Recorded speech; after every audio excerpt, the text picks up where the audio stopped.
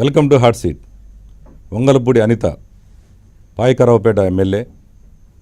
గత ఎన్నికల ముందు ఎవరికీ తెలియని పేరు. ఉపాధ్యాయ వృత్తి నుంచి తొలిసారిగా రాజకీయాల్లోకి అడుగుపెట్టిన అనిత అతి తక్కువ కాలంలోనే టీడీపీ పార్టీలో ముఖ్య నేతగా ఎదిగారు. గత అసెంబ్లీ సమావేశాల్లో వైసీపీ నేత రోజాకు అనితకు మధ్య చోటు చేసుకున్న పరిణామాలతో యావత్ రాష్ట్ర దృష్టిని ఒక్కసారిగా ఆకర్షించారు. అనిత గారితో ఈనాటి hot seat. Welcome to hot seat Anitha garu. Sir నమస్తే. ఎలా ఉన్నారు? బాగున్నారా? Fine sir. మీరు రాజకీయాలు రాకముందు అసలు ఏం చేసేవాళ్ళు, ఎందుకు రాజకీయాలకు వచ్చారు? సార్ బిఫోర్ దట్ నేను టీచర్ని, గవర్నమెంట్ టీచర్ని.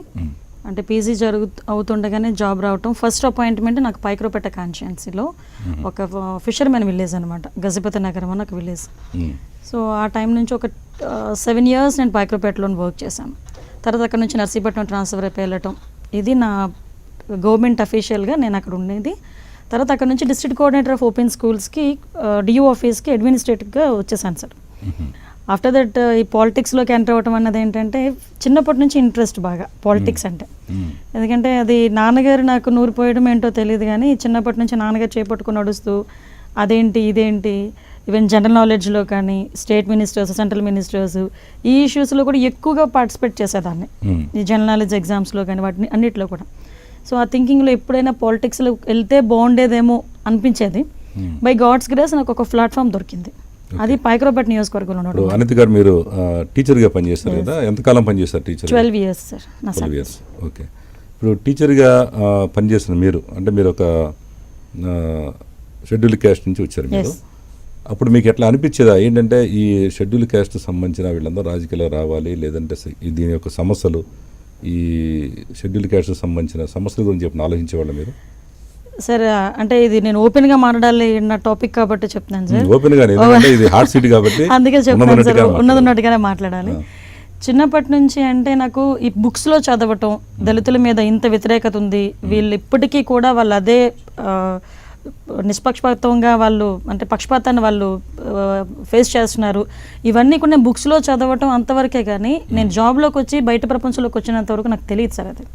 ఎందుకంటే నాన్నగారు కూడా ఆయన జాబ్ ఒక ప్రిన్సిపల్గా చేసినప్పుడు మమ్మల్ని అంటే మేము ఎక్కడ ఫీల్ అవుతామో, మేము ఎక్కడ బాధపడతామో అని ఆయన శక్తికి మేరకు మమ్మల్ని పెంచాడు ఆయన. అటువంటిదేమీ మాకు అంటకుండా. సో ఆఫ్టర్ దట్ నేను ఉద్యోగంలోకి వచ్చిన తర్వాత మాత్రం అది చాలా ఎక్కువ కనిపించింది.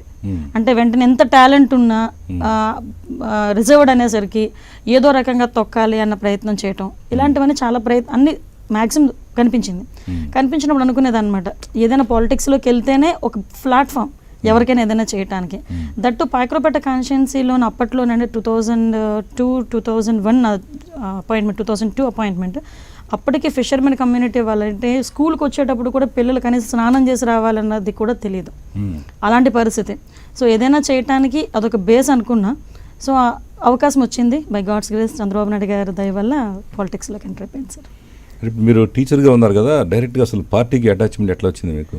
లేదు సార్, నేను 2004లో చెంగల్ వెంకట్రావు గారి మీద పైకరావుపేట కాన్స్టిట్యుయెన్సీలో ఆయన ఎమ్మెల్యే చేసేటప్పుడు, సెకండ్ టైం ఎమ్మెల్యే టైంలో ఆయన మీద చిన్న వ్యతిరేకత మీద కొంతమంది నన్ను అడిగారండి, టీడీపీ పార్టీలోకి మీరు వస్తారని. బాబు చిన్నోడు, ఆయన ఈ టైంలోని ఈ ఏజ్లోని రావటం అంటే కొంచెం కష్టం అని నేను రిజెక్ట్ చేశాను, వద్దండి తర్వాత అన్నాను. 2009లో మళ్ళీ బై ఎలక్షన్ వచ్చింది. 2012 బై ఎలక్షన్లో కూడా అడిగారు, మీరు టీడీపీ తరపున రావచ్చు కదా, లేదంటే నేను కాంగ్రెస్ తరపున ట్రై చేశాను. కాంగ్రెస్ తరపున ఆ టైంలో టికెట్ ట్రై చేశాను.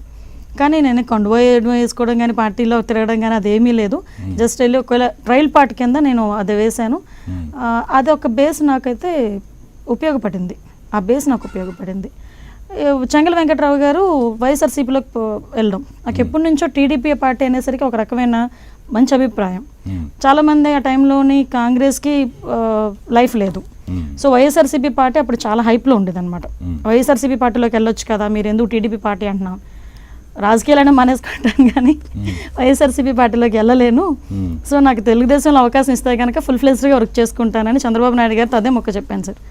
సార్ ఫుల్ ఫ్లెజ్డ్గా వర్క్ చేస్తాను, నా వర్క్ నచ్చక టైంలో మీరు నిరభ్యంతరంగా నన్ను పక్కన పెట్టవచ్చు, నాకు ఒక అవకాశం ఇచ్చి చూడండి అన్నాను. ఆ అవకాశం మేరకే, బాబు గారు ఇచ్చిన అవకాశం మేరకు నేను రాజకీయాలకు ఎంటర్ అయ్యాను. అంటే ఒకటి అనిత గారు, ఇప్పుడు మీ కాన్స్టిట్యుయెన్సీలో మీరు ఒక ఎంప్లాయీగా ఉన్నారు, అంతకుముందే టీడీపీ పార్టీలో చాలామంది ప్రముఖమైన నాయకులు ఉండే ఉంటారు. వాళ్ళందరినీ కాదని మీ దగ్గరికి ఎందుకు వచ్చిందంటారు అవకాశం? కారణం ఏంటి? ఏదో కారణం ఉండాలి, బలమైన కారణం. బలమైన కారణం అయితే ఏం కాదు సార్. మీరు అన్నట్టు అప్పటి వరకు ఇది మాది రిజర్వ్డ్ కాన్స్టిట్యుయెన్సీ. రిజర్వ్డ్ కాన్స్టిట్యుయెన్సీలో దట్టు మా కాన్స్టిట్యుయెన్సీలో కాపు సామాజిక వర్గం చాలా ఎక్కువ. బలమైన నాయకత్వం కానీ వెనకాతల ఒక సోర్స్ మాకు ఓటర్ సోర్స్ అనమాట వాళ్ళందరూ కూడా. సో అవన్నీ కూడా కాపు సామాజిక వర్గం. ఈ ఎస్సీ సామాజిక వర్గంలో చాలా మంది వచ్చారు. ఒకటేంటంటే నా లక్ లేడీని అవ్వటం. నేను దట్టు చదువుకున్నాను. నేను కాన్ఫిడెంట్గా చెప్పానండి సార్తో, సార్ నేను ఇది చెయ్యగలను అని చెప్పాను. 9 months సార్ కూడా నా వర్క్ చూశారు. చూసిన తర్వాత టికెట్ ఇచ్చారు. అంటే బిఫోర్ పార్టీలో వర్క్ చేశారు? చేశాను, 9 months చేశాను సార్. గవర్నమెంట్ ఎంప్లాయీగా ఉంటానే? లేదు, అప్పటికి రిజైన్ చేశాను. అంటే నాకు ఇన్ఛార్జ్ ఇచ్చిన తర్వాత 2-3 ఇష్యూస్లో ఎవరో ఒకరు ఉంటారు కదా సార్, అందరూ మనకి ఫరగా ఉండాలని లేదు కదా. కొంతమంది కాగితాలు పెట్టడం మొదలు పెట్టారనమాట, రాజకీయంలో తిరుగుతున్నారు, ఈవిడ సెలవు పెట్టి అది ఇది అని. ఇంకా టైంలో అంత ఎలిగేషన్ పడాల్సిన అవసరం లేదు, ఆల్రెడీ మెంటల్గా డిసైడ్ అయిపోయాం పాలిటిక్స్లోకి వెళ్దామని. ఓకే అని చెప్పి రిజైన్ చేశాను. చాలా మంది అడిగారు అనమాట, అనిత అదేంటి అక్క నీకు సీట్ కన్ఫర్మ్ అవ్వకుండా ఎలా చేసామని. బాబు గారి మీద నాకు నమ్మకం ఉంది, చేసుకోగలను, ఆ ఒక్క కాన్ఫిడెన్స్తో ముందుకెళ్ళిపోయాను సార్. మీకు అసలు ఈ టీడీపీ పార్టీలో గాడ్ ఫాదర్ ఎవరై ఉంటారు? నాకు బాబు గారే సార్. బాబు గారే సార్. డైరెక్ట్గా నేను డైరెక్ట్గా సార్ని అడిగాను. అయితే కొంతమంది నాకు వెనకాతల నుంచి సపోర్ట్ చేసిన వాళ్ళు చాలా మంది ఉన్నారు. ఈవెన్ ఇప్పుడు మినిస్టర్లుగా చేస్తున్న అయ్యన్న పాత్ర గారు కానీ, గంటా శ్రీనివాసరావు గారు కానీ, దుర్గా ప్రసాద్ గారు అని ఒక ఆయన ఉన్నారు సార్, ఆయన కానీ, వీళ్ళందరూ కూడా ఏంటంటే ఫస్ట్ నుంచి నన్ను ఎంకరేజ్ చేస్తూ పార్టీలో ముందు నడిపించారు. ఆ పార్టీలోకి రానంత వరకు, గంటా శ్రీనివాసరావు గారు పార్టీకి రానంత వరకు అయ్యన్న పాత్ర గారు అయితే ఇంచుమించుగా మా 2 నియోజకవర్గాలని ముందుకు నడిపించే ప్రతి చిన్న దానికి కూడా నాకు వచ్చి ఎంకరేజ్ చేసి ఆ విషయంలో చేశారు. వీళ్ళు పార్టీలోకి ఎంటర్ అయిన తర్వాత వీళ్ళు కూడా అదే రకంగా సపోర్ట్ చేశారు. సో అందరి సపోర్ట్తోనే ఉన్నాను. కానీ నేను మాత్రం నా గాడ్ ఫాదర్ ఎవరైనా అనుకుంటే చంద్రబాబు నాయుడు గారి పేరే చెప్తాను సార్ నేను. అంటే జనరల్గా ఏంటంటే అంతే కదా, ఇప్పుడు ఈ పాలిటిక్స్లో అందులో కొన్ని కాన్స్టిట్యుయెన్సీ ఏరియాలో ఏంటంటే ఒక పవర్ఫుల్ లేడీస్ని ఎంచుకుంటారు. మీరేంటి మీరు బాగా ఇంతకుముందు రౌడీస్ అలాంటిది ఉందని మీరు చేస్తారండి? గట్టిగా ఫైటింగ్ చేసేవాడు ఇంతకుముందు అన్నా? ఫైటింగ్స్ అది ఏమీ లేదు సార్, ఏమీ లేదు. బై గాడ్ అంటే అది ఎలా చెప్పాలో కూడా నాకు తెలియదు. నాకు కొంచెం కాన్ఫిడెన్స్ లెవెల్ ఎక్కువ సార్. నాకు కొంచెం బుక్స్ ఎక్కువ చదువుతాను. దాని మీద ఏదైనా మాట్లాడేటప్పుడు కొంచెం ఆ సబ్జెక్ట్ గురించి తెలిస్తేనే మాట్లాడతాను. తెలియకపోతే నాకు తెలియదని ఓపెన్గా ఒప్పుకుంటాను నేను. సో ఆ విషయంలో కూడా సార్ మరి ఏ రకంగా అనుకున్నారో, ఒకటి సార్ ఆ రోజు సార్ నాకు ఎంతో నమ్మకంగా ఇచ్చారు, ఇన్ఛార్జ్ కూడా. చాలా బాధలు పడ్డా, ఎందుకంటే అసమ్మతి ఉంటుంది. నెక్స్ట్ ఏంటంటే పార్టీ ఉన్న వాళ్ళందరికీ కొత్త, నేను దట్టు టీచర్గా లెవెల్లో వచ్చాను. నాకు చిన్నప్పటి నుంచి డిబేట్ కాంపిటీషన్స్ అది ఎక్కువగా వెళ్ళడం వల్ల ఆ ఫ్లో ప్రాబ్లం అయ్యేది కదా, ఎక్కడైనా మాట్లాడాలనుకుంటే ప్రాబ్లం అయ్యేది కాదు. కానీ మిగతా విషయాల్లో మాత్రం చాలా సఫర్ అయ్యాను సార్ నేను. ఆ విషయంలో పాయకరపేట కాన్స్టిట్యుయెన్సీలో 4 మండలాల్లో ఉన్న లీడర్స్ అయితే నాకు మంచి మోరల్ సపోర్ట్, ఆ మోరల్ సపోర్ట్ ఇచ్చారు. నాకు టికెట్ వ్యవహారంలో కూడా సార్ని కన్విన్స్ చేయడం కాదు, ఇంచుమించు సార్ కూడా విషయం చెప్పారు. వెంటనే ఆటోమేటిక్గా సీట్ వచ్చింది. ఇప్పుడు మీరు జగన్ పార్టీకి అసలు వెళ్ళన్నారు, ఏంటి కారణం ఏంటి? జగన్ పార్టీ సీటీస్ ఎందుకు వెళ్ళన్నారు, కారణం ఏంటి? సార్ ప్రతిరోజు పేపర్లో చూస్తున్నాం అతను ఎన్ని కోట్లు ఇది చేశారని. ఒక అంటే అది నాకు పార్టీ అన్నది నాకు పార్టీలో కనిపించదు సార్, అది బీ ఓపెన్, నాకు పార్టీలో కనిపించదు అది. ఎందుకంటే అతను ఏం మాట్లాడతారో తెలియదు, ఏంటి అతని నోటి నుంచి వ్యతిరేకత. అంటే ఒక ప్రతిపక్ష నాయకుడు మాట్లాడే తీరులో మాట్లాడట్లా, ఏదో చిన్నపిల్లలు ఇంటి స్కూల్లో గొడవలు ఆడుకుంటుంటారు కదా, ఆ టైప్లో మాట్లాడతారు ఆయన. సో ఆ మాట్లాడే తీరు, ఇంతకు ముందు కూడా నాకు ఎందుకు వైఎస్ఆర్సీపీ పార్టీ అయినసరికి ఇది పార్టీ ఏంటి అన్న ఫీలింగ్ నాకు ఆ ఫస్ట్ నుంచి కూడా. నేను తీరా అసెంబ్లీకి వచ్చి రావటం, అతన్ని వాళ్ళ వ్యవహారం చూడటం, ఇవన్నీ చూసిన తర్వాత అమ్మాయి నేను చాలా మంచి పని చేశాను అనిపించింది అనమాట. వెళ్ళకపోవడం చాలా మంచి పని చేశాను. అసలు థాటే లేదు సార్, ఫస్ట్ థింగ్ ఆ థాట్ లేదు నాకు అసలు. వైఎస్ఆర్సీపీ పార్టీ అన్న థాట్ లేదు. చాలా మంది నన్ను ఇచ్చేశారు, అనిత ఎందుకు ఎందుకు ఎందుకు అని. లేదు సార్, ఇంకా నేను అందులోకి వెళ్ళే పద్ధతి లేదు, టీడీపీలోకి వెళ్తా. ఇంకా దేవుడి దయ వల్ల సక్సెస్ అయ్యాం. ఎంత మెజారిటీ వచ్చిందండి మీకు? నా 3000 సార్ మెజారిటీ, 3000 మెజారిటీ వచ్చింది. ఆ మెజారిటీ ఇచ్చేటప్పుడు కూడా నేనైతే చాలా మంది భయపడ్డారు. రిపోర్ట్స్ కూడా, సర్వే రిపోర్ట్స్ కూడా అనిత ఓడిపోతుందనే వచ్చాయి. కానీ ఎక్కడో కాన్ఫిడెంట్ లెవెల్, ఒక్క ఓటుతో నేను గెలుస్తానని. అంటే డబ్బులు బాగా ఖర్చు పెట్టారా? మేము రిజర్వ్డ్ కాన్షియన్సీ సార్ మాది. అయినా ఖర్చు పెడుతున్నారు ఒక టీచర్ బ్యాక్గ్రౌండ్ నుంచి వచ్చిన తర్వాత ఎంత డబ్బులు ఉంటాయో ఒకసారి ఆలోచించండి. మీకు డబ్బుల గురించి మాట్లాడుతున్నారు కాబట్టి మా నాన్నగారు ప్రిన్సిపల్, మా హస్బెండ్ అప్పటికే కొంచెం ఖాళీ ఏదో చిన్న చిన్న బిజినెస్లు చేసేవారు తప్ప అంత హైఫైగా ఉండేది కాదు. నేను ఒక సామాన్య టీచర్ అడ్మినిస్ట్రేటర్ నుంచి బయటకు వచ్చాను. ఎక్కడి నుంచి వస్తాయి మాకు డబ్బులు? నిజంగా ఏం ఖర్చు పెట్టలేదు మీరు? నా చేతి డబ్బులు పార్టీ ఖర్చు పెట్టుకుంది సార్. ఎలక్షన్స్కి నన్ను ఇంచుమించుగా చెప్పాలంటే పార్టీ గెలిపించుకుంది అంతే.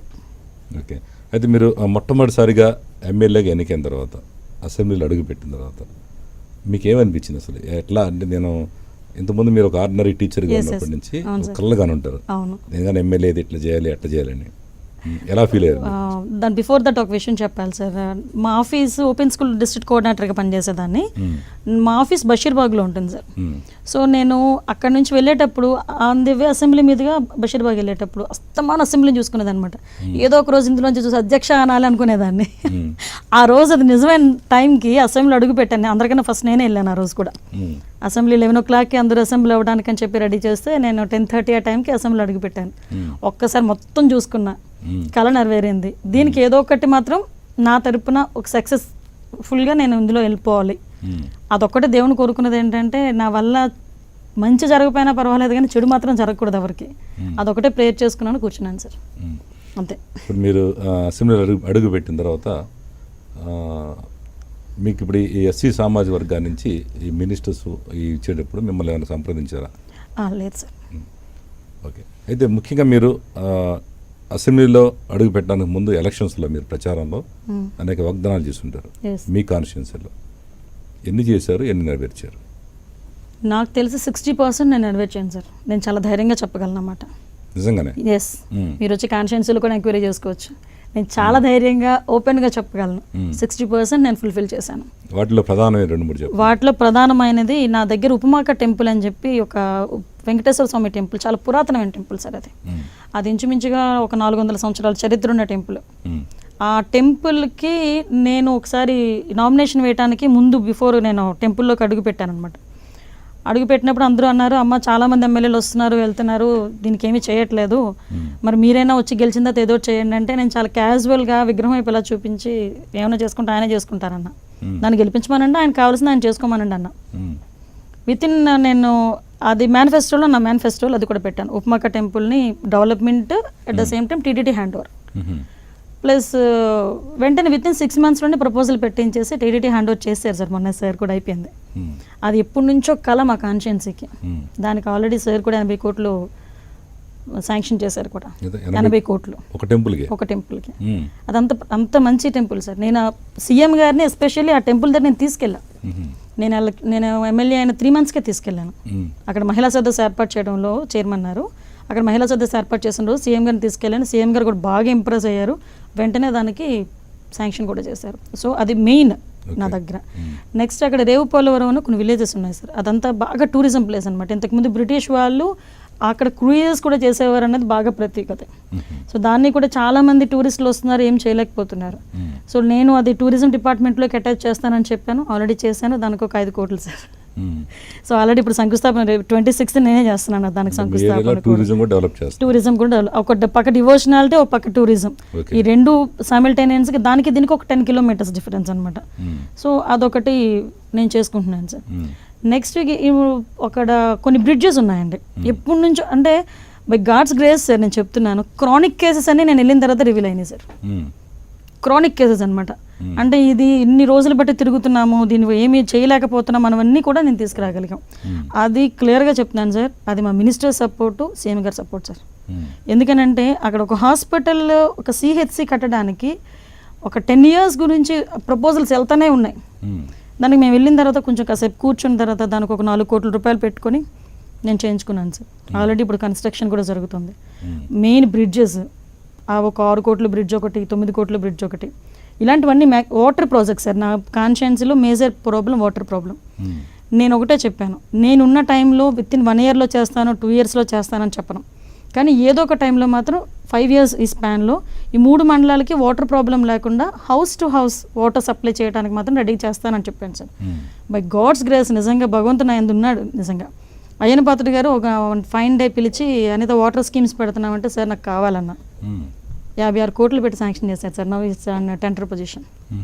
సో నేను అనుకున్న మేజర్ 3 పాయింట్స్ నేను మీకు చెప్పాను. వాటర్ ప్రాబ్లం ఒకటి, డివోషనాలిటీ డెవలప్ చేసాము, టూరిజం డెవలప్ చేసాం.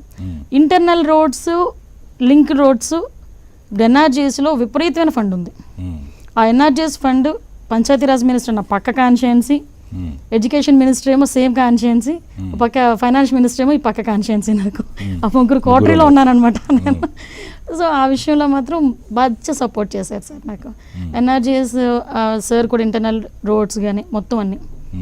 రీసెంట్గా నేను జనచైతన్య యాత్రలు అని చెప్పి మా పార్టీ కండక్ట్ చేస్తే ఈచ్ విలేజ్లో నేను ఏంటేంటి చేశాను అన్నది నేను రిపోర్ట్ తీసుకున్నాను. ఎంతమందికి పెన్షన్స్ ఇస్తున్నాం, ఎంతమందికి రైతుల రుణమాఫీ ఎంత జరిగింది, డ్వాక్రా రుణమాఫీ ఎంత జరిగింది, నెక్స్ట్ ఏంటంటే అదంతా ఈచ్ వన్ విలేజ్ నేను ఎక్కడో ఉండేవో చెప్పలా. ఒక్కొక్క విలేజ్లో నీకు ఇంత చేశాను ఇంకా ఇది ఉంది. సో ఇది చేయడానికి నాకు ఇంకా 3 years టైం ఉంది, మీరు నాకు సహకరించండి, అంతకుమించి మీరు నాకేం చేయక్కర్లా, నేను చేసే పనికి మీరు సహకరించండి. ఇది ఒకటే చెప్పాను వాళ్ళకి కూడా. అలా చూసుకుంటే నా కాన్షియన్స్ మొత్తం లెక్క పెట్టుకుంటే 200 కోట్లు దాటింది సార్ ఈరోజు నా కాన్షియన్సీకి. నేను 1 year 8 months నేను తీసుకురాగలిగింది. Very good. అయితే ప్రధానంగా ఏంటంటే ఇప్పుడు చంద్రబాబు గారు ఆయన సీఎం అయిన తర్వాత ఈ రుణమాఫీ గురించి అందరూ కూడా కరెక్ట్గా లేదు, జరగలేదు, ఆయన చెప్పిన దాంట్లో 25% జరగలేదు అంటున్నారు కదా. మీ కాన్స్టిట్యున్సీలో అలాంటి ప్రాబ్లమ్స్ ఏమైనా ఉన్నాయా, లేదా అందరికీ రుణమాఫీ జరిగిందా? అందరికీ రుణమాఫీ జరిగింది సార్. మీ ఒకటంటే నా కాన్షియన్స్లో ప్రాబ్లం అయితే నా ఎందుకంటే మా వాళ్ళకి చాలా ఈజీ సార్. ఎమ్మెల్యే యాక్సెస్ అంటే ఆ సినిమాల్లో చూపించినట్టుగా మాత్రం నా దగ్గర ఉండదు. ఎందుకంటే డైరెక్ట్గా నా దగ్గరికి వస్తారు. ఈవెన్ వాళ్ళకి ఏ ప్రాబ్లం వచ్చినా స్ట్రైట్వే నాకు ఫోన్ చేస్తారు. ఈ రోజు వరకు నేను విలేజ్ టు విలేజ్ అంత ధైర్యంగా వెళ్ళగలుగుతున్నానంటే అక్కడ ఏ ప్రాబ్లం లేదు కాబట్టి. సో రైతుల రుణమాఫీ విషయంలో చాలా క్లియర్గా చెప్పాను సార్ నేను. ఇప్పుడు సన్నకారు రైతులు, చిన్న వ్యవసాయం చేసుకునే వాళ్ళు, సన్నకారు చిన్నకారు రైతులు ఉన్నారు. వాళ్ళు 50,000 1,00,000 కన్నా ఎక్స్ట్రా తీసుకోరు సార్. మీరు 50,000 లోపు ఉన్న వాళ్ళందరికీ ఫస్ట్ ఫేజ్లో క్లియర్ చేశారు సార్. 50,000 దాటున్న వాళ్ళందరికీ సెకండ్ ఫేజ్లో క్లియర్ చేస్తున్నారు. సో ఈ రెండు అంత క్లియర్గా మేము ఎక్స్ప్లెయిన్ చేసేసరికి ఎవరు మాట్లాడలేకపోయారు. సో నెంబర్ సార్ ఒక్కొక్క మా కాన్స్టిట్యున్సీలో మేజర్ పంచాయతీ అయితే దగ్గర 60 లక్షల రూపాయల వరకు రైతుల రుణమాఫీ జరిగింది. 50 లక్షల నుంచి 60 లక్షల ఒక్కొక్క గ్రామంలో. సో నేను ఎంత ఓపెన్గా చెప్తున్నప్పుడు ఎక్కడా కూడా ఆ ప్రాబ్లం అయితే నాకు కనిపించలేదండి.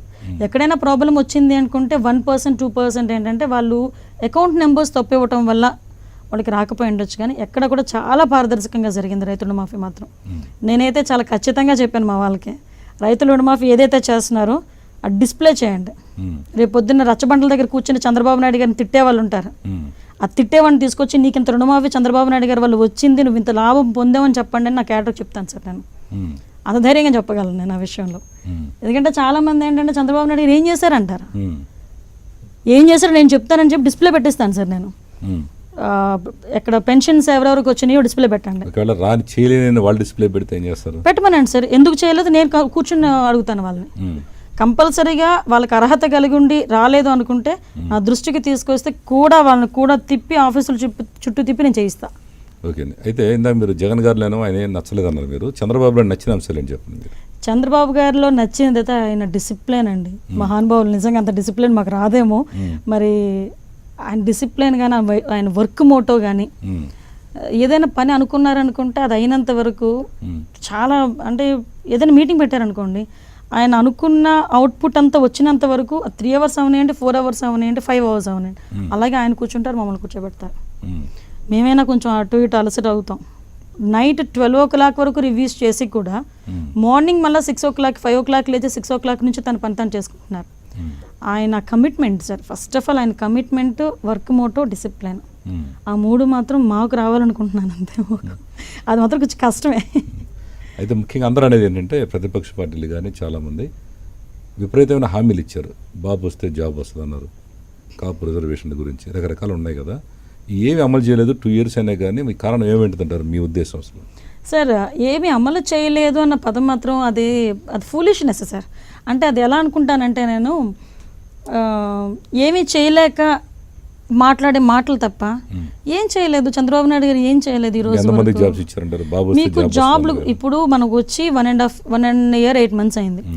8 monthsలో మీరు అబ్జర్వ్ చేయండి, ఇంతమంది సీఎంస్ని మీరు చూసేవారు. మీరు ఈ పొజిషన్లో ఉన్నారనుకుంటే చాలా మందిని సీఎంస్ మీరు చూసి ఉంటారు. ఇంతమంది సీఎంస్లో ఇంచుమించుగా ఓన్లీ MOAs ఇన్వెస్ట్మెంట్ మీట్ అని అక్కడ వాళ్ళు సింగపూర్ నుంచి కానీ ఎక్కడి నుంచైనా కంపెనీస్ అన్నిటిని రప్పించడానికి ఈరోజు దగ్గర 1,30,000 కోట్ల రూపాయలు ఇన్వెస్ట్మెంట్స్, ఓన్లీ ఇన్వెస్ట్మెంట్ ఎంయూఎస్ అని రెడీ చేసుకొని ఉండి ఎక్కడైనా కనుక ఏదైనా స్కిల్డ్ పర్సన్స్ ఉన్నారనుకుంటే స్కిల్ డెవలప్మెంట్ సెంటర్స్ కూడా ఈరోజు ఏర్పాటు చేసుకొని నియర్ బై, ఇప్పుడు ఫర్ ఎగ్జాంపుల్ నా కాన్షియన్స్ ఉంది, నా కాన్షియన్స్లో ఒక కంపెనీ వస్తుంది, ఆ కంపెనీ బదులు నా స్కిల్ డెవలప్మెంట్ సెంటర్ అక్కడే ఇస్తున్నారు నాకు.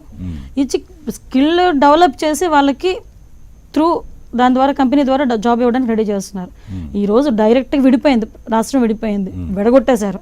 విడగొట్టిన తర్వాత దీనికి ఒక ఏంటది సచివాలయం ఏది లేకుండా సెక్రటేరియట్గా కాక మనం శంకుస్థాపన చేసుకునే పరిస్థితి మనది ఈరోజు.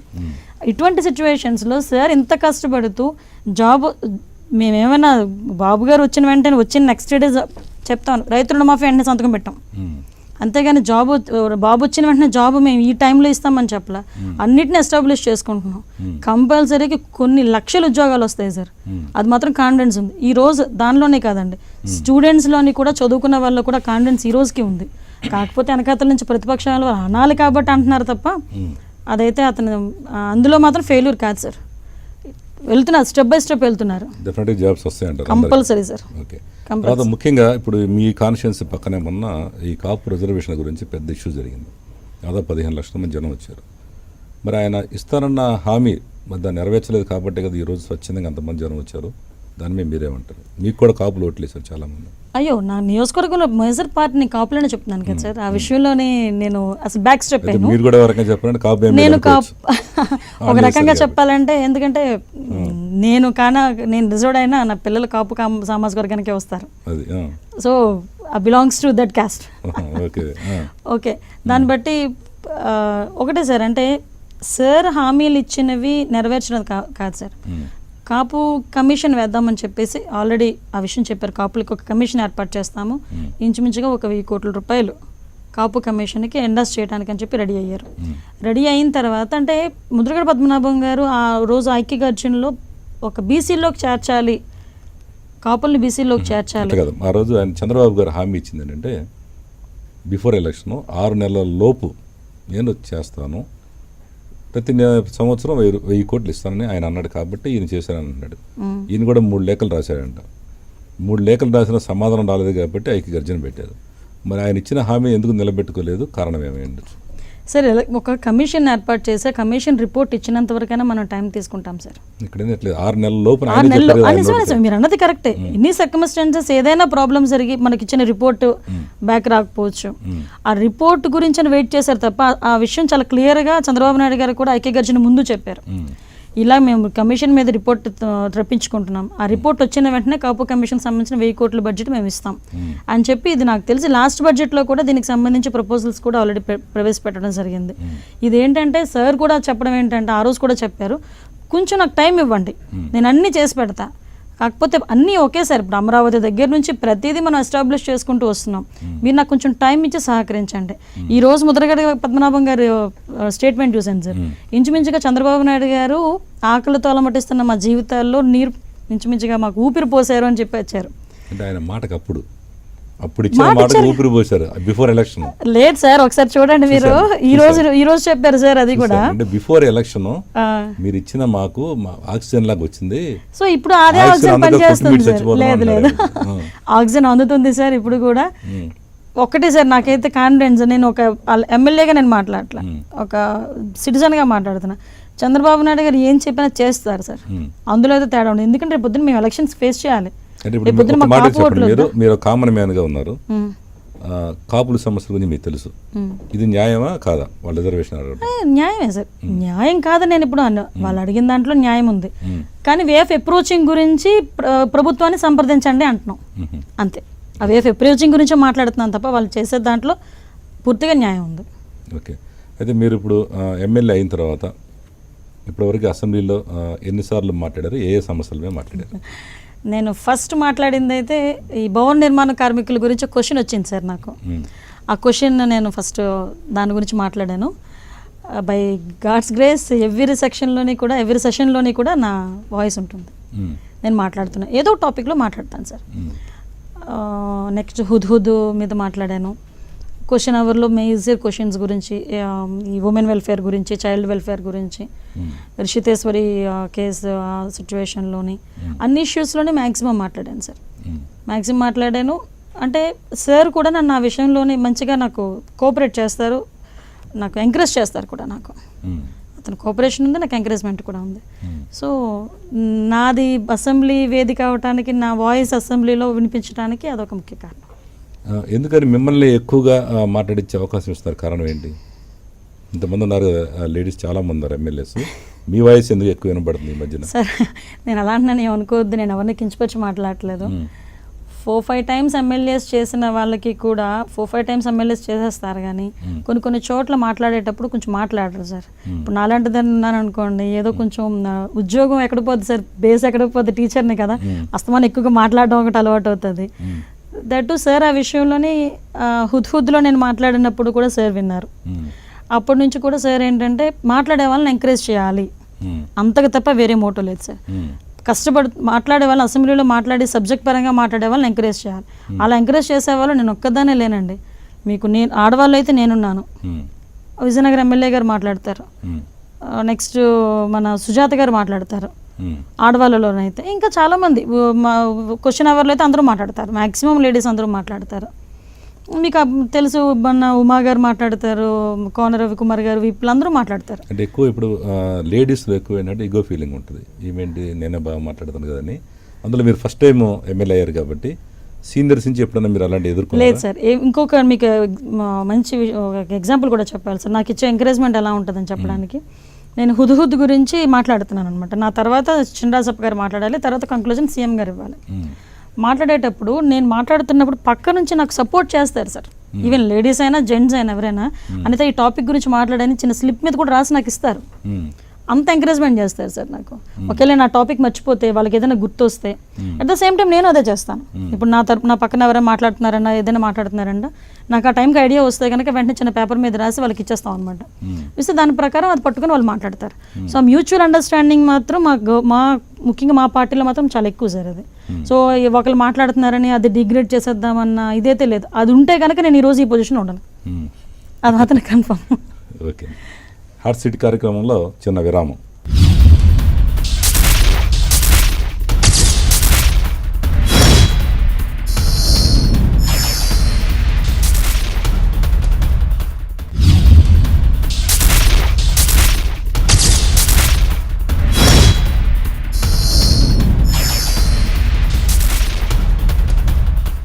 Welcome back to hot seat.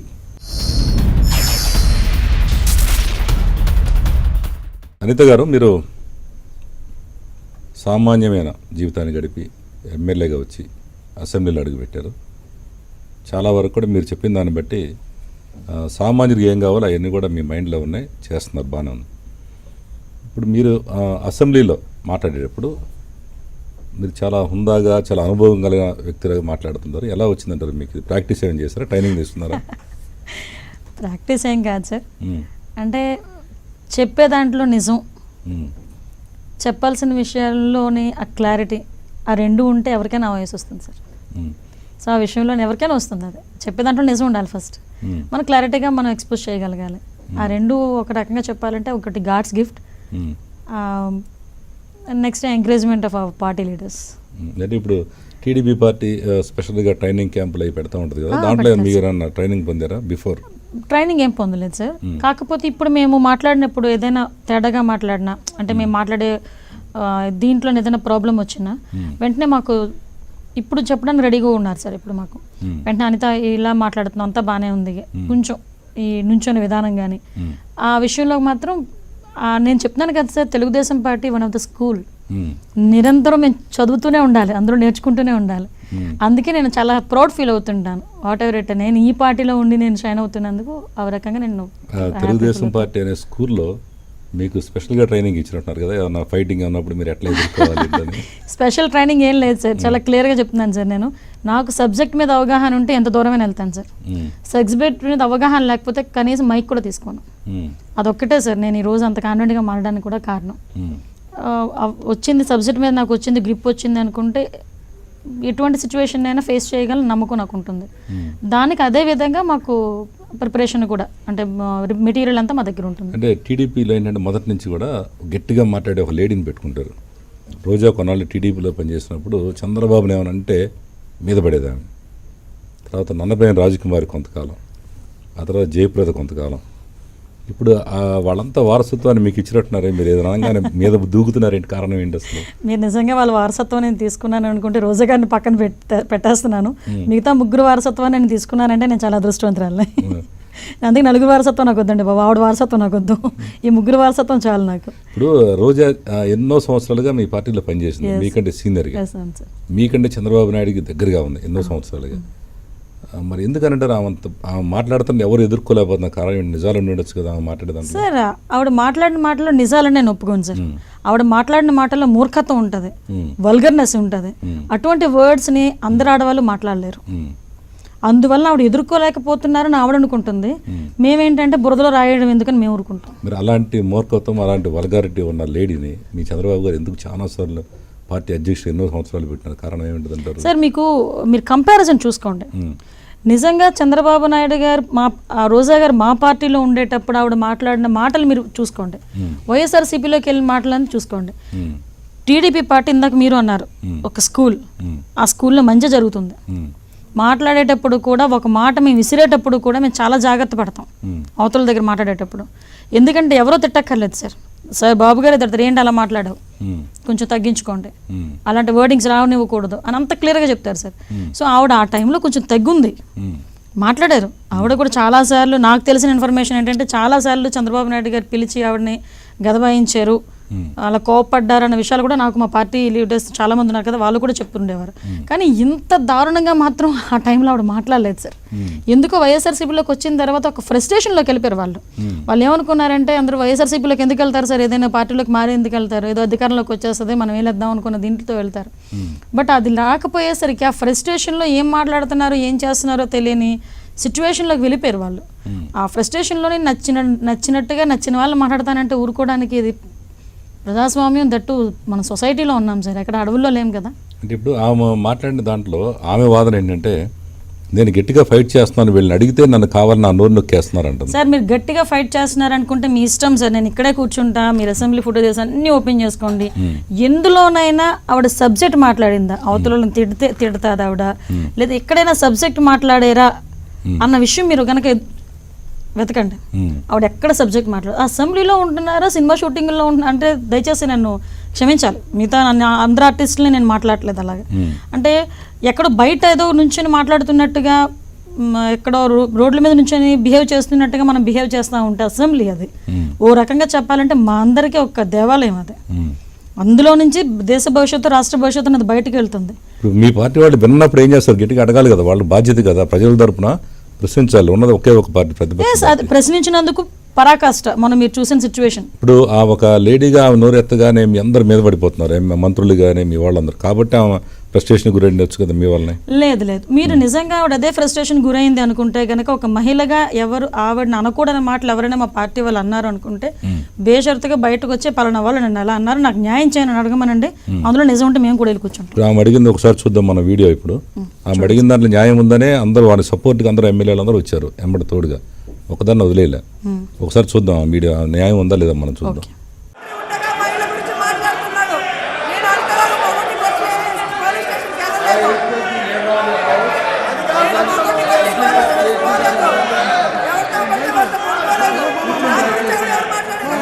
ఈరోజు ఆవిడ మాట్లాడిన మాటలు సభ్య సమాజం తలదించుకునే విధంగా. నాకు 2 బిడ్డలు అధ్యక్ష, ఆ 2 బిడ్డల దగ్గర కూడా నేను ఏం మాట్లాడాలో సమాధానం చెప్పాలో తెలియని పరిస్థితి ఆడుతుంది అధ్యక్ష. ఈరోజు జనాల్లోకి వెళ్తే ఏ సమాధానం చెప్పాలో తెలియదు అధ్యక్ష. నేను చేసిన పొరపాటు ఏంటి, నువ్వు చేసిన తప్పుల్ని ఎత్తి చూపడమే నేను చేసిన పొరపాట, నువ్వు చేసిన మహిళా లోకం తలదించుకోవడంలో నువ్వు చేసిన బిహేవియర్ కానీ, నీ బాడీ లాంగ్వేజ్ కానీ, ఒక సీఎంని నువ్వు అడ్డుకోవడం కానీ, సీఎం గారి మీద చేసిన వ్యాఖ్యలు కానీ నేను చేయడమే నేను చేసిన పొరపాటు ఈరోజు నేను అడుగుతున్నాను అధ్యక్ష. అయితే ఇప్పుడు దీన్ని బట్టి అర్థమవుతుంది ఏంటంటే ప్రజా సమస్యల మీద గట్టిగా పోరాడుతున్నారు వాళ్ళు. ఎవరు సార్ ప్రజా సమస్యల మీద గట్టిగా అందరూ వచ్చేసి మీరు చూడండి ఒకసారి. అంటే కామ సీఎం అనేది మనం ప్రజల గురించి పోరాడేదా? నిజంగా మీరు ఒక్కసారి ఆవిడ మాట్లాడే తీరు కానీ ఆ బిహేవియర్ కానీ మీరే ఇప్పుడు ఫుటేజ్ వేశారు కదా అంటే ఇప్పుడు దీంట్లో బాధ ఏంటంటే కాల్మనీ కేసులో మొత్తం తెలుగుదేశం పార్టీ నుండి లేడీస్ అందరినీ ఒక వ్యభిచారులుగా మారుస్తున్నారు, భయభ్రాంతులకు గురి చేసి అన్నప్పుడు వాళ్ళ ఆటోమేటిక్గా ఆ బాధతో మాట్లాడినట్టు కనబడుతుంది.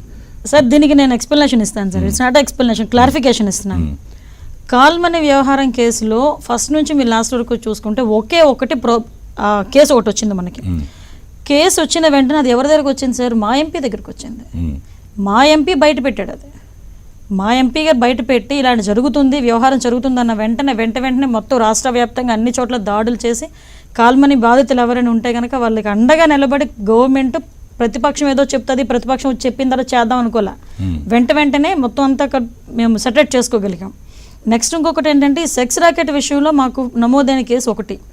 ఆ కేసుని వెంటనే కూడా దాని మీద నాన్ బెయిలబుల్ కేసు పెట్టాము, నిర్భయ చట్టం పెట్టి దానికి ఏం చేయాలన్నది చట్టపరంగా మొత్తం అన్ని చేసుకున్నాం. సో ఇంకా చాలా మంది ఉన్నారు అన్నది వీళ్ళ వాదన. నేను అదొకటే అడుగుతున్న వాళ్ళని, ఇంతమంది ఉండేటప్పుడు నీ దగ్గరికి ఎవరో ఒకరు వచ్చి ఉంటారు కదా, రాకుండా మీ దగ్గరికి రాకుండా ఇంతమంది ఉన్నారు అంతమంది ఉన్నారు మీకు ఎలా తెలుస్తుంది? వచ్చినప్పుడు స్ట్రైట్ వే నువ్వెందుకు వెళ్ళి పోలీస్ స్టేషన్లో రిపోర్ట్ ఇవ్వట్లా? ఏ సోషల్ రెస్పాన్సిబిలిటీ అని లేదా? ప్రతిదీ గవర్నమెంటే చేయాలా? గవర్నమెంట్ ప్రతిపక్షంలో కూర్చునేటప్పుడు ప్రభుత్వం చేస్తున్న దాన్ని మీరు ఎక్స్పోజ్ చేయక్కర్లేదు, కనీసం సమర్థించడం అక్కర్లేదు, డిస్టర్బ్ చేయకుండా ఉంటే చాలు. మీరేమనుకుంటున్నారో ప్రజలకు నిజంగా మీరు న్యాయం చేయాలనుకుంటే కనుక స్ట్రైట్ వే పోలీస్ స్టేషన్కి రండి, మీరు అడగండి. మీకు ఈవిడ మళ్ళీ కాల్మనీ వ్యవహారంలో ఈవిడ ప్రాబ్లం ఫేస్ చేస్తుంది, అప్పుడు కనుక మేము నిర్ణయం తీసుకోకపోతే, ఎటువంటి చర్య తీసుకోకపోతే what ever you want to do. అంటే వాళ్ళు అనేది ఏంటంటే విజయవాడలో కాల్మనీ కేసు స్టార్ట్ అయింది, అనేక మంది బాధితులు లేడీస్ ఇబ్బంది పడుతున్నారు. మీరు చేసింది ఏంటంటే మా వాళ్ళే కాదు అందరూ ఉన్నారని చెప్పి రాష్ట్రం అంతా దాడులు చేయించారు, దాన్ని డైవర్ట్ చేయడానికి చూస్తారని చెప్పి వాళ్ళ ఆవేదన.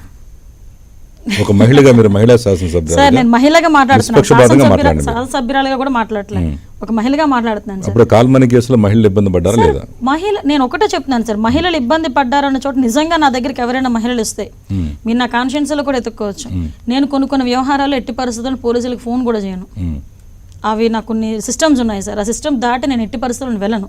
సో అలాంటి మోటోలో ఉన్న మేము మహిళల మీద నిజంగా దాడులు జరుగుతున్నాయి అనుకునేటప్పుడు మనం ఎక్స్పోజ్ చేయాలి. ఎక్స్పోజ్ చేసి పలానా దగ్గర మీ అన్యాయం జరుగుతున్నప్పటికీ కూడా మీరు ఇంకా ఎందుకు దాని మీద action తీసుకోలేదంటే we are the answerable.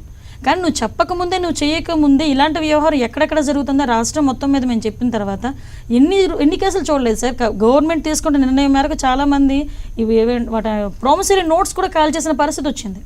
So ఇంకొక విషయం చెప్తున్నాను సార్, ఈ కాల్మనీ వ్యవహారం అన్నది మా ఎంపీ బయటకు తీసుకొచ్చి రావడం వల్ల వచ్చిందన్నది పక్కన పెడితే అందులో ఆ పార్టీ వల్ల ఈ పార్టీ వల్ల అన్నది మాత్రం తప్పు సార్. అది ఏ పార్టీ వల్ల అవన్నీ బట్ అది రాంగ్. ఆ రాంగ్ని కట్టడి చేసే విషయంలో ప్రభుత్వం ముందుకు వెళ్తుంది. చేతనైతే సమర్థించు, లేదు అనుకుంటే నీకు ఏమైనా సలహా ఉంటే సలహా ఇవ్వు, అంతేగాని దీనికి అంతటికి సెక్స్ రాకెట్ సీఎం ఏంటి సార్? ఆ మాటలు ఒక సీఎం అని మాట్లాడుతున్నారా? ఒక చంద్రబాబు నాయుడు గారు కాదు సార్ అక్కడ నుంచున్నది. అసెంబ్లీలో మేము కూర్చున్నది, మేము 2 lakhs people representative. I'm the representative of 2 lakhs people of పైక్రోపేట కాన్స్టిట్యుయెన్సీ. సో 5 crores peopleకి అతను రిప్రజెంటేటివ్గా సీఎంగా ప్రజలు కూర్చోబెడితే ఆ సీఎం మాట్లాడడానికి నీకు రైట్ ఏది? మరి ప్రూఫ్ ఏమైనా ఉందని అడిగాం. ఎవరైనా ఎప్పుడైనా సీఎం గారు కానీ మా ఎమ్మెల్యేలు కానీ మా మంత్రులు కానీ ఎవరైనా కాల్మనీ వ్యవహారం ఉన్నారంటే ప్రూఫ్ చూపించండి. సో వాళ్ళ దగ్గర ప్రూఫ్ ఉండదు, ఏదో నోటికి ఏదో మాట్లాడుతూ వాక్ స్వతంత్రం ఉంది కాబట్టి మాట్లాడేస్తాం. ఆ మాట్లాడేదంతా ప్రజలు నమ్మేస్తున్నారు అన్న భ్రమలో వాళ్ళు బతుకుతున్నారు తప్ప వాళ్ళు చేస్తున్న వ్యవహారాన్ని ప్రజలు చూస్తున్నారు, అసహించుకుంటున్నారు అన్న విషయం మాత్రం తెలియట్లేదు ఎట్టి పరిస్థితుల్లోనే వాళ్ళకి. అసెంబ్లీ చూసిన తర్వాత చిన్నపిల్లలు కూడా అసెంబ్లీకి వెళ్తున్నాను నా పిల్లలతో అంటే ఏముందమ్మా వీళ్ళు కొట్టుకోవడానికే కదా అని అడుగుతున్నారు. అంటే అంత దిగజారు చేస్తున్నారు ఈరోజు అసెంబ్లీని. సో ఇదే టెంపో కనుక మెయింటైన్ అయితే కొన్ని రోజులకి అసెంబ్లీ అంటే అన్న ఫీలింగ్లో మాత్రం జనాలు రాకూడదని మా బాధ సార్. అది అసలు రోజాకి మీకు ఎందుకని పర్సనల్గా మేమెందుకు పర్సనల్గా విమర్శలు చేసిన కారణం ఏంటి అసలు? మీకు ఇంక ఈ విషయం తెలియాలి సార్, ఈ రోజు వరకు రోజా గారు నేను హాయ్ అంటే హాయ్ అని కూడా పలకరించుకోలే. ఆవిడ బ్యాక్గ్రౌండ్ అంటే నాకు తెలియదు. ఆఫ్ కోర్స్ నాదేంటో ఆవిడ తెలుసో తెలియదో నాకు తెలియదు, కానీ ఆవిడ గురించి నాకేమీ తెలియదు. ఆవిడకి నాకు పర్సనల్ క్లియర్స్ అన్నవి నథింగ్ సార్, ఏమీ లేవు. మరి ఎందుకని మీ మీద అంత పర్సనల్గా మీ మీద కావాలని విమర్శలు చేసింది కదా, కారణం ఏమై ఉంటుంది అసలు? ఆవిడ నా ఉద్దేశం అయితే ఆవిడని ఆవిడకి ఒక చెప్పాను కదా సార్ ఇందాక, ఒక ఫ్రస్ట్రేషన్లో ఉన్నారు వాళ్ళందరూ. ఆ ఫ్రస్ట్రేషన్లో ఉండేటప్పుడు ఉన్న సైకలాజికల్గా ఎలా తెలుస్తుంది అంటే వాళ్ళు ఎవరైనా ఏమైనా అంటారు, ఎదురుదాడి చేయడం అనేది చాలా ఎక్కువ అవుతుంది ఫ్రస్ట్రేషన్లో. ఆవిడ నా మీద ఎదురుదాడి చేసింది. ఎదురుదాడి ఎలా చేసిందంటే నా నోరు నొక్కించడానికి, నా నోరు ఆపించడానికి. ఏ అమ్మాయి అయినా ఎక్కడంటే మాట్లాడద్దు, ఇంట్లో ఫ్యామిలీ మ్యాటర్స్ మాట్లాడినా లేదంటే క్యారెక్టర్ ప్రకారం ముందుకెళ్ళినా వాళ్ళు ఆగిపోతారు, అంటే ఫర్దర్గా స్టెప్ వేయడానికి భయపడతారు అన్న టెంపో ఉండి ఆవిడ స్ట్రాటజికల్గా మైండ్ గేమ్ ఆడి నా మీద ఇలా మాట్లాడింది ఆవిడ. బట్ నేనెందుకు భయపడతాను సార్? నాకేంటి, నేను ఏదైనా పొరపాటు చేస్తున్నా దీని ఆన్సరబుల్ నేను నా పిల్లలకి, పార్టీ అధ్యక్షుడికి. సో మిగతా వాళ్ళకి ఆన్సరబుల్ కాదు నేను. సో నేను రెండు విషయాల్లో నేను భయపడను. సో ఆ విషయంలో నాకు ఆవిడకి వైరం పడింది. ఇప్పుడు రోజా మిమ్మల్ని అన్న తర్వాత అసెంబ్లీలో 2 రోజులు కామ్గుండి 3వ రోజు ఎందుకని మీరు రియాక్ట్ అయ్యారు? కారణం ఏంటి అసలు? అంటే మీ ఎవరిని ప్రోత్సహించారా మీ పార్టీ వాళ్ళు? సార్ ఇది ప్రోత్సాహం అనేది కాదు సార్, ఇది ఇంటెన్షనల్లీ ప్యూర్లీ ఇది మై ఒపీనియన్. ఎందుకనంటే ఆ రోజు మాట్లాడిన తర్వాత నేను 2 days ఆ మరుసటి రోజు కూడా నేను అసెంబ్లీకి వచ్చాను. నేను అసెంబ్లీ మానను సార్. అసెంబ్లీ ఎట్టి పరిస్థితుల్లో మ్యాక్సిమం ఏదైనా పెద్ద ఇష్యూ అయితేనే కానీ అసెంబ్లీ నేను మిస్ అవ్వను. సో ఆ మరుసటి రోజు కూడా అసెంబ్లీలోకి వచ్చిన తర్వాత ప్రతి ఒక్కరు అనిత ఇలా అన్నది ఏంటి అసలు 2 days అయితే నాకు అసలు ఇంట్లోంచి బయటకు రావడానికి కూడా భయం వేసి నేను ఇంట్లో కూడా ఫోన్ చేయలేదు సార్. ఎందుకంటే చూస్తే సోషల్ మీడియాలో మొత్తం బయటకు వచ్చింది, పేపర్లో బయటకు వచ్చింది. ఏంటి నా పరిస్థితి, ఏంటి ఆవిడ అలా అనేసింది, అసలు ఏం తెలిసిన అలా అన్నది ఆవిడ, అసలు నేను ఏంటో తెలియదు, నా సంగతి తెలియదు అంటే నోటికి ఎంత మాట వస్తుందో అంత మాట అనేయడమేనా. తిరిగి నేను మాట్లాడటం మొదలు పెడితే ఆవిడ పరిస్థితి ఏంటి? ఎందుకంటే నాది మొన్నటి వరకు క్లోజ్డ్ బుక్, ఈరోజు నేను ఓపెన్ బుక్ అయ్యాను. బట్ నా లైఫ్ ఎప్పటి నుంచో ఆ ఫీల్డ్లో ఉన్న వాళ్ళు ఎలా ఉంటుందో మనకు, అంటే నేను వాళ్ళు విమర్శించట్లేదు సార్, ఆవిడ నేచర్ ఏంటో అందరికీ తెలిసిందే. సో నేను మాట్లాడడం మొదలు పెడితే బట్ అటువంటి సంస్కారం అది కాదు. కానీ ఇది ఇక్కడతో స్టాప్ చేయాలి. ఈరోజు నేను కామ్గా ఊరుకుంటే అదే అస్త్రం మళ్ళీ ఇంకొకరి మీద ఉపయోగిస్తుంది ఆవిడ. ఇంకా ఇదే రొటీన్ అవుతుంది, ఆవిడ గెలిచింది అనుకుంటుంది. బట్ ఇందులోని మీరు అన్నట్టు నేను ఆ రోజు 3rd day బయటకు వచ్చేటప్పుడు కూడా నేను చాలా సఫర్ అయ్యాను. సఫర్ అయిన లాంగ్ నేనే తీసుకున్నా.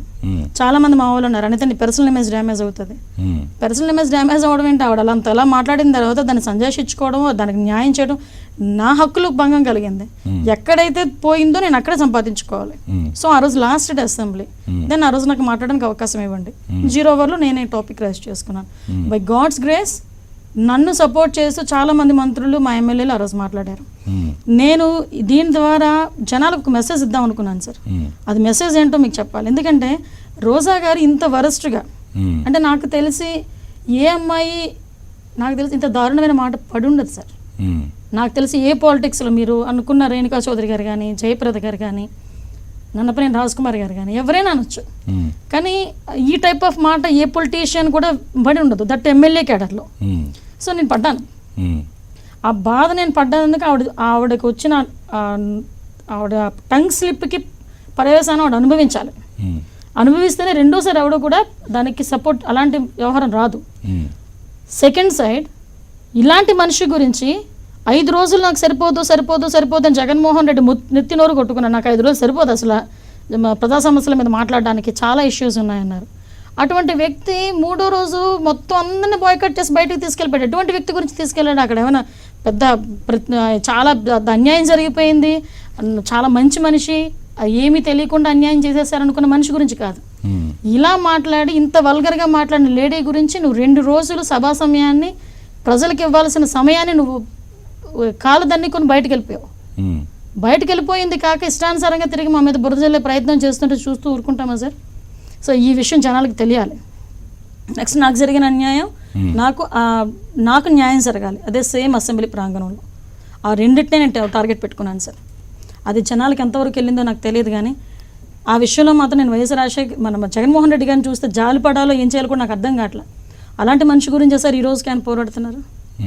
నిజంగా చెప్తున్నాను సార్, ఒక కామన్ అంటే ఒక నాయకత్వ పొజిషన్లో ఉండి ఇదే మాట మేము అనుంటే చంద్రబాబు నాయుడు గారు అయితే మమ్మల్ని మెడబట్టుకు బయట దోహేస్తాడు సార్. ఆయన గ్యారంటీ దోహేస్తారు ఆయన. అంటే ఒకటి అనిత, ఇప్పుడు నిన్ను ఒక్కదాన్ని అన్నందుకు ఆమెను 1 సంవత్సరం పాటు సస్పెండ్ చేయాలన్నావు కదా, అంటే నీ పర్సనల్ దానికోసం ఒక్క నిమిషం క్లారిటీ ఇస్తున్నాను సార్. ఒక ఎమ్మెల్యేని 1 సంవత్సరం పాటు సస్పెండ్ చేయాలంటే దారుణమా కాదా సార్? ఒకసారి మళ్ళీ మీరు ఫుటేజ్ చూడండి. చంద్రబాబు నాయుడు గారిని అన్నందుకు నేను 1 year సస్పెండ్ చేయమన్నాను. నేను 1 year సస్పెండ్ చెయ్యండి అని చెప్పినందుకు ఆవిడ నన్ను తిరిగి మాట్లాడింది. 1 year సస్పెన్షన్ మాత్రం నన్ను తిట్టినందుకు మాత్రం కాదు. అది చాలా క్లియర్ సార్. చాలా మంది ఏమనుకుంటున్నారంటే నన్ను తిట్టినందుకే 1 year సస్పెండ్ చేశారేమో అనుకుంటున్నారు. కాదు సార్, దానికి నేను సపరేట్గా దానికి అడిగాను. ఎందుకంటే మీరు అబ్జర్వ్ చేయండి, 18th సిచ్యువేషన్ జరిగింది. 18th నేను మన స్పీకర్ గారిని ఆవిడ సస్పెండ్ చేయండి, ఆవిడ ఎలా మాట్లాడుతున్నారని చెప్పాను. చెప్పిన తర్వాత యనమల రామకృష్ణ గారు ప్రివిలేజ్డ్ మూవ్ చేశారు, సస్పెన్షన్ నోటీస్ ఇష్యూ చేసి సస్పెండ్ చేస్తారు. అక్కడితో అయిపోయింది. ఆవిడ సస్పెండ్ చేయమని చెప్పి యనమల రామకృష్ణ గారు మాట్లాడే గ్యాప్లో ఇవిడ మాట్లాడింది. ఆ రోజు దాని గురించి ఏమీ మాట్లాడలే మేము, మరొక రోజు ఏమీ మాట్లాడలే, అప్పటికి ఆవిడ సస్పెండ్ అయిపోయింది. సో నేను అసెంబ్లీ లాస్ట్ డే నేను నాకు న్యాయం చేయమని ఆ రోజు అసెంబ్లీ అయిపోద్ది. ఆ రోజు కనుక నేను వదిలేస్తే ఇంకా నాకు న్యాయం జరిగే పరిస్థితి ఉండదు. సో ఆ టైంలో నేను అడిగాను అతను. ఎందుకని మీరు అడగగానే వెంటనే చంద్రబాబు నాయుడు ఏంటి 1 సంవత్సరం పాటు సస్పెండ్ చేసేస్తారు, కారణం ఏంటంటే సార్ చంద్రబాబు నాయుడు గారు సస్పెండ్ చేయడం కాదు సార్, ఇది స్పీకర్ గారు. ఇప్పుడు అంటే మీరు అబ్జర్వ్ చేయండి సార్, రోజు 5 సెషన్స్ సార్, మొన్న 5th సెషన్ ఐ థింక్. ఈ 5 సెషన్స్లోని నేను 3 సార్లు ఆవిడ మీద ప్రివిలేజ్డ్ మోషన్ నేనే మూవ్ చేశాను సార్. అదేంటి కారణం ఏంటి, మీరు ఎందుకు చేస్తున్నారు సార్? ప్రివిలేజ్డ్ మోషన్ మూవ్ చేసేయడానికి పలానా వ్యక్తి అన్నది ఏం అవసరం లేదు సార్. నాకు ఆ టైంలో అవకాశం వచ్చింది. అనిత ప్రివిలేజ్డ్ మోషన్ ఆవిడ అలా ఫస్ట్ పీతల సుజాత గారి మీద ఆవిడ మీరు చూసారు, చాలా కాలు గోటికి సరిపోవు, ఇంకా చాలా వల్గర్గా మాట్లాడితే ఆ రోజు మేము ప్రివిలేజ్డ్ మోషన్ మూవ్ చేసాం. నెక్స్ట్ స్పీకర్ గారి మీద మాట్లాడారు వాళ్ళు. స్పీకర్ గారి మీద అయితే ఇంకా దారుణంగా మాట్లాడేసరికి 9 మంది మీద ఆ రోజు ప్రివిలేజ్డ్ మోషన్ మూవ్ చేసాం. ఆ మూవ్ చేసింది కూడా నేనే, అందులో రోజా గారు వన్ ఆఫ్ ద పార్ట్. తర్వాత శ్రీనివాసరావు గారిని, గంటా శ్రీనివాసరావు గారిని, బుచ్చే చౌదరి గారిని, ఇంకా ఎవరిని పడితే వాళ్ళు ఇష్టానుసారంగా మాట్లాడడం మొదలుపెట్టింది. అందరూ అయిపోయారు. ఇప్పుడు సీఎం గారు వచ్చారు ఆఖరికి.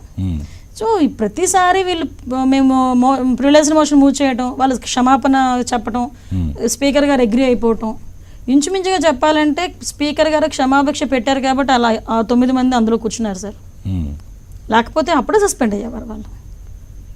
ఈ సస్పెన్షన్ని మీరు ఇంతలా మనం మామూలు వాళ్ళు ప్రతిపక్షాల వాళ్ళు ఇంతలా మాట్లాడుతున్నారు. నేను అసెంబ్లీలో కూడా ఇదే చెప్పాను. కర్ణం బలరామూర్తి గారు ఎక్కడో ధర్నా జరుగుతుంటే స్పీకర్ని ఏదో అన్నారు. నువ్వు ఈ అసెంబ్లీకి వచ్చి రాగానే 6 months సస్పెండ్ చేశారు రాజశేఖర రెడ్డి గారి గవర్నమెంట్. అప్పుడు మీ నాన్నగారు కదా మరి ఇప్పుడు ఎదురుగా కూర్చున్న సీఎంని నీకు నచ్చినట్టు ఇష్టానుసారంగా మాట్లాడుతూ పోతూ ఉంటే రేపొద్దున్న దాని సంకేతాలు ఎలా వెళ్తాయి సార్? ఆ రోజు కనుక నిర్ణయం తీసుకోకపోతే, సస్పెన్షన్ చేయాలని నిర్ణయం తీసుకోకపోతే రేపొద్దున సీఎం గారిని అయిపోయిన తర్వాత ఇంకా అల్టిమేట్ అతను అనేసిన తర్వాత ఇంక అందరూ సీఎం గారినే మాట్లాడతారు. ఆ సిచ్యువేషన్ రిపీట్ అవ్వకూడదనే ఉద్దేశంతోనే తప్ప, అంతే తప్ప ఆవిడని తట్టుకోలేక మాత్రం కాదు. దయచేసి ఆ ట్రాన్స్లోంచి ఆవిడ బయటకు వస్తే బెటర్.